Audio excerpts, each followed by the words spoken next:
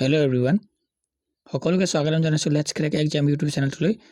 So আজি আমি discuss কৰিম আসাম গভৰ্ণমেণ্টত যিমানবোৰ এক্সাম হৈছে তাৰ PYQ সিৰিজ। যিকোনো কম্পিটিটিভ এক্সামত বাৰে বাৰে অহা কোৱেশ্চনসমূহ আজি আমি ডিসকাস কৰিম। সো এইটো আহিবলগীয়া আসাম গভৰ্ণমেণ্ট যিকোনো এক্সামৰ কাৰণে গুৰুত্বপূৰ্ণ হ'ব। সো আপোনালোকে ভিডিওটো স্কিপ নকৰাকে ফাৰ্ষ্টৰ পৰা এণ্ডিংলৈকে চাব। আৰু এটো আহিবলগীয়া 32000 প্লাস ভ্যাকেন্সিৰ কাৰণে বহুত গুৰুত্বপূৰ্ণ ভিডিও হ'ব।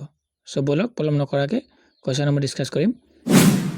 কোৱেশ্চন নম্বৰ 1 দিয়া আছে শ্ৰীমন্ত শংকৰদেৱৰ কোনটো কামক ভাগৱতৰ প্ৰতীক হিচাপে গণ্য কৰা হয়? Which work of Srimanta Sankardev is considered as the epitome of Bhagavat? এটো আহিছিল APSC JEE এক্সাম 2018 চনত।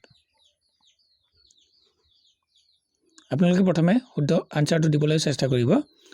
ইয়াৰ শুদ্ধ আনসাৰটো হৈছে অপচন নম্বৰ ক, অপচন নম্বৰ এ কীৰ্তন ঘোষা। নেক্সট কোৱেশ্চন চাও। কোৱেশ্চন নম্বৰ 2 কোনটো ভাষা ব্যৱহাৰ কৰিছিল শংকৰদেৱে বৰগীত লিখিবলৈ? Which language was used by Sankardev to write বৰগীত? এটো আহিছিল আসাম PNRD এক্সাম 2018 চনৰ। সো ইয়াৰ কোৱেশ্চন সকলোৱে জানে। ইয়াৰ আনসাৰটো হ'ব ব্ৰজাৱলী। অৰ্থাৎ শ্ৰীমন্ত শংকৰদেৱে বৰগীত লিখিবলৈ ব্ৰজাৱলী ভাষা ব্যৱহাৰ কৰিছিল। এটো একেবাৰে ইজি কোৱেশ্চন আৰু এটো বাৰে বাৰে কোৱেশ্চন অহা দেখিবলৈ পোৱা যায়। সো অলপ স্কিপ নকৰাকে ভিডিওবোৰ প্ৰথমৰ পৰা লাষ্টলৈকে চাব। নেক্সট কোৱেশ্চন অসমৰ সংস্কৃতিৰ প্ৰসংগত অংকীয়া নাট কি? With context to culture of Assam, what is অংকীয়া নাট? অংকীয়া নাট মানে কি? অংকীয়া নাট মানে কি? এটো আহিছিল আসাম PNRD এক্সাম 2018 চনত। অপচন নম্বৰ চাব আপোনালোকে আৰু আনসাৰ দিবলৈ চেষ্টা কৰিব। ইয়াৰ শুদ্ধ আনসাৰটো হ'ব option number A and one act play native to Assam. অসমৰ থলুৱা এখন নাটক হয় অংকীয়া নাট। সো নেক্সট কোৱেশ্চন চাও। কোৱেশ্চন নম্বৰ 4 কছাৰী ৰাজ্যৰ ৰাজধানী ডিমাপুৰ আহোম ৰজাই দখল কৰিছিল। এটো ল এটা থাকি গৈছে। Dimapur the capital of the Kasari kingdom was occupied by the Ahom king. এটো APSC JEE এক্সামত 2018 চনত আহিবলৈ দেখা পোৱা গৈছে। সো এটো APSC বুলি ক'লে আপোনালোকে এনেকৈ নাভাবিব যে APSC এক্সামত আহিছিলে সো এনেকুৱা এক্সামত নাহে। অসমৰ যিকোনো কম্পিটিটিভ এক্সামৰ কাৰণে APSC হওক PNRD হওক হেলথৰে হওক আসাম পুলিচে হওক DLED এন্ট্ৰেন্স টেষ্টে হওক তো যিকোনো কম্পিটিটিভ এক্সামৰ কাৰণে আসাম গভৰ্ণমেণ্টৰ অহা PYQ টো অতিকৈ গুৰুত্বপূৰ্ণ হয়। সো আপোনালোকে ভিডিওটো গুৰুত্বপূৰ্ণ সহকাৰে চাব আৰু আনসাৰসমূহ দিবলৈ চেষ্টা কৰিব। এইখিনি কোৱেশ্চনকে বাৰে বাৰে আহিবলৈ দেখা পোৱা যায়। সো ইয়াৰ শুদ্ধ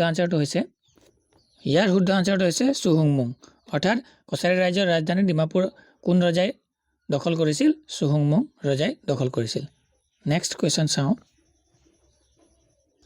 আহোম ৰাজ্যৰ প্ৰথম ৰাজধানী আছিল the first capital of Ahom kingdom was. এটো সকলোৱে জানে একেবাৰে ইজি কোৱেশ্চন। আসাম JEE এক্সামত আহিছিল APSC JEE এক্সামত আহিছিল 2018 চনত। সো এটো ইয়াৰ শুদ্ধ আনসাৰটো হ'ব চৰাইদেউ। সো এনেকুৱা ধৰণৰ কোৱেশ্চন বাৰে বাৰে আহিবলৈ দেখা পোৱা যায়। সো আপোনালোকে ভালদৰে চাব। নেক্সট কোৱেশ্চন একেই the first capital of the Ahom kingdom was established at একে হয়। ইয়াৰ শুদ্ধ আনসাৰটো হ'ব সি। এটো আসাম PNRD এক্সামত আহিছিল দেখিছে। সো আপোনালোকে লক্ষ্য কৰিব পাৰিলে যে দেখিছে APSC এক্সামত অহা APSC এক্সামত এই কোৱেশ্চনকে 2018 চনত আহিছিল।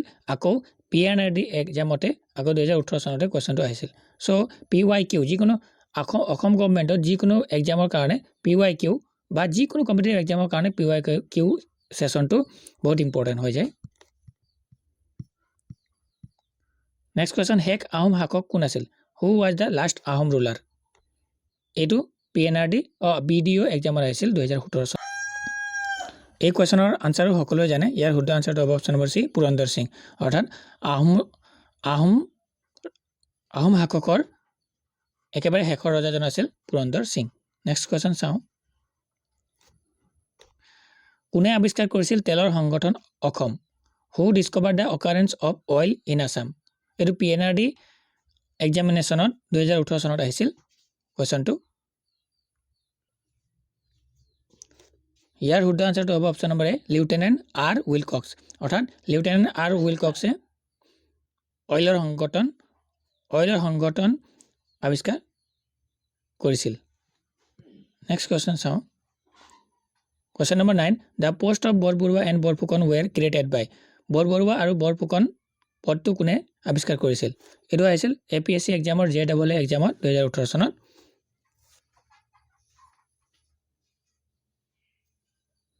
ইয়াৰ শুদ্ধ আনসাৰটো হ'ব অপচন নম্বৰ সি প্ৰতাপ সিং অৰ্থাৎ প্ৰতাপ সিং হয় বৰবৰুৱা আৰু বৰফুকন পদটো আৱিষ্কাৰ কৰিছিল নেক্সট কোৱেশ্চন উত্তৰ পূবৰ কোন জনগোষ্ঠীয়ে উদযাপন কৰে আগলমাকা উৎসৱ উত্তৰ পূবৰ কোন জনগোষ্ঠীয়ে আগলমাকা উৎসৱ উদযাপন কৰে which tribe of the north east celebrates the Aglamaka festival এইটো এপিএসসি জেডবল এক্সামৰ 2018 চনত আহিছিল কোৱেশ্চনটো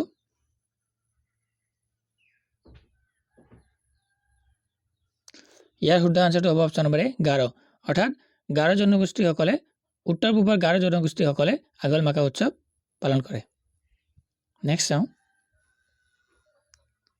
the Assam day is celebrated on Assam দিৱস কেতিয়া পালন কৰা হয় এই কোৱেশ্চনটো বাৰে বাৰে আহিবলৈ দেখা পোৱা যায় এটো আসাম পিএনআৰডি এক্সামত আহিছিল 2018 চনত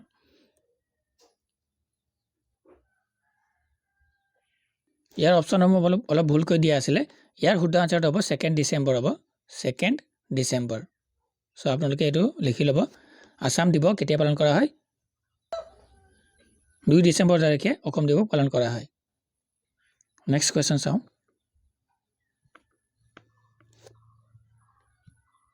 What was the original name of Silarai? Silarair প্ৰকৃত নাম কি আছিল এটো আসাম গভৰ্ণমেণ্ট পিএনআৰডি এক্সামত 2018 চনত আহিবলৈ দেখা পোৱা গৈছিল ইয়াৰ শুদ্ধ আনসাৰটো হ'ব